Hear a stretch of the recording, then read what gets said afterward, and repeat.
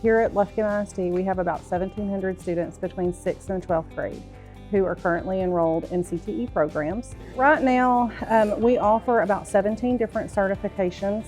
We're currently revamping several of our programs in order to offer more certifications in the areas that kids are interested in. So the size of the facility is about 27,000 square feet. The facility was occupied in about 1998 whenever we converted Junior High East into Lufkin High School.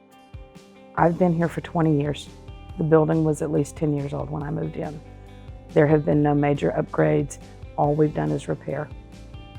And so to really meet current industry standards with whether that's technology, square footing, safety, and all those different aspects of what current expectations are, not the early 90s.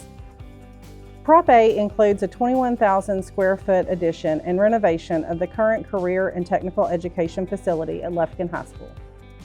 Early voting is April 20th through April 28th.